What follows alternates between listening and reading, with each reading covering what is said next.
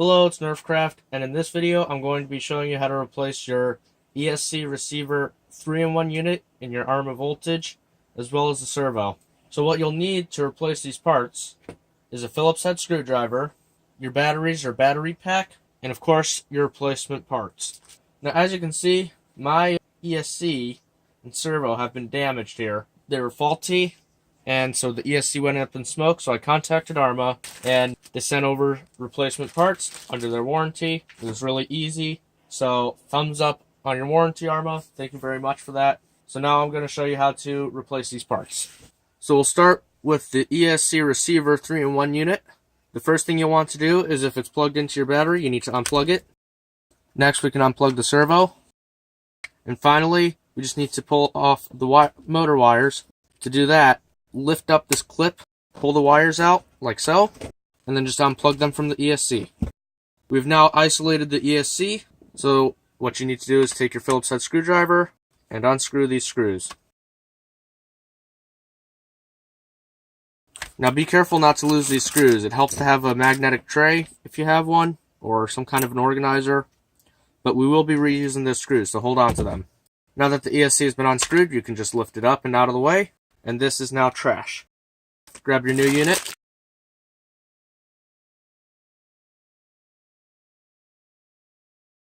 And apparently mine did not come with a little cap for the antenna, so that's okay. We'll just reuse the old one. Now, assembling it is pretty much the reverse order. All you need to do is push the ESC into place, line up the holes, reinstall the two screws holding it into place, plug in the two motor wires,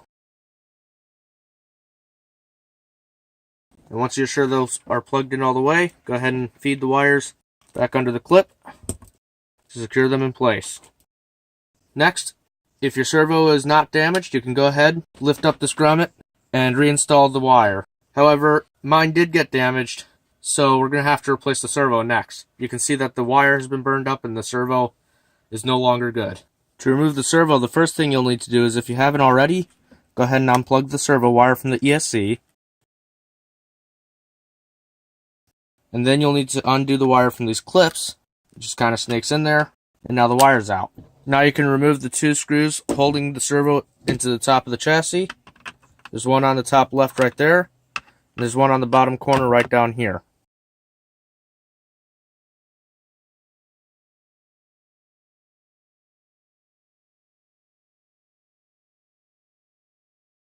Once you remove those two screws, you'll need to flip over the whole truck.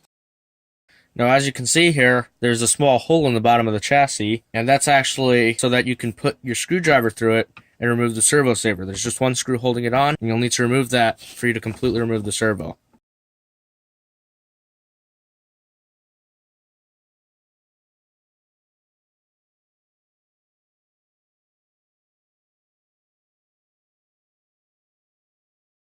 Once you've removed the servo saver, you should be able to just pull up on the servo, and it will pop right out. And now this is trash too. By the way, guys, I literally just found this out.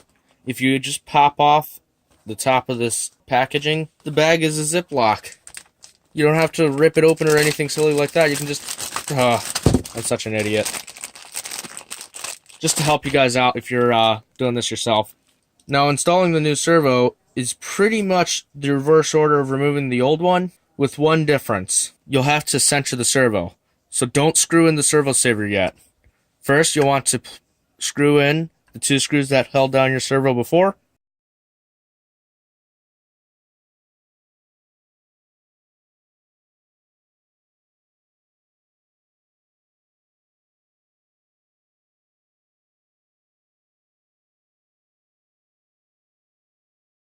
Once you've screwed in your new servo, go ahead and feed the wires back onto the clips.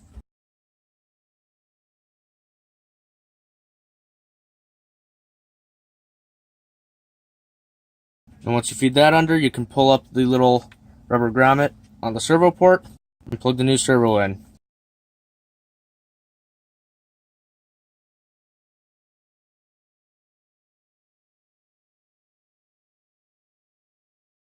Now, if you're running an aftermarket servo, you probably won't have a 5-wire ribbon cable like this, it'll be one of these 3-wire plugs like this. If you do have this, you don't need to worry. Arrma did build in a servo port for standard 3-wire cables. So just open up the grommet on the other side and plug the servo cable into the left side of the ESC instead of the right. You can see it fits fine, and you can route your cables just the same, but on the other side of the chassis. Next, you'll want to install your batteries, or battery if you are using a LiPo battery, or even a nickel metal hydride. And now if you've had to replace your ESC, you'll need to bind it to your transmitter. So go ahead and plug it into the battery, and then you'll see right here is a tiny bind button. So I recommend getting like a paper clip, or I have a little tool that came with my Fly Sky receivers. And you want to push that in and then turn on the ESC. And you'll see after a second there it starts flashing red. So then you'll take your transmitter and you'll turn that on, and then you'll see that there's a bind button on there. So you'll need to press that. It'll start flashing, and now it is linked and calibrated with the ESC.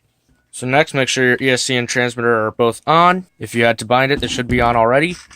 And then you'll see on the transmitter that there are little adjustments for the channel 1 and channel 2. You want to turn channel 1 so that it's in the middle to 0. And the reason you need to do that is because you need to center the servo.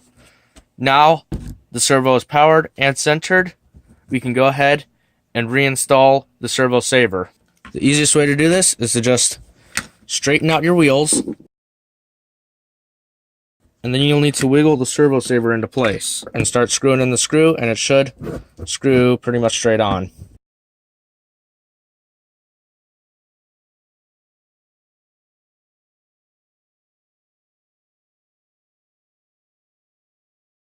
And as you can see, it's now reinstalled. And that is how you replace your Arrma 3-in-1 ESC receiver unit, as well as your servo.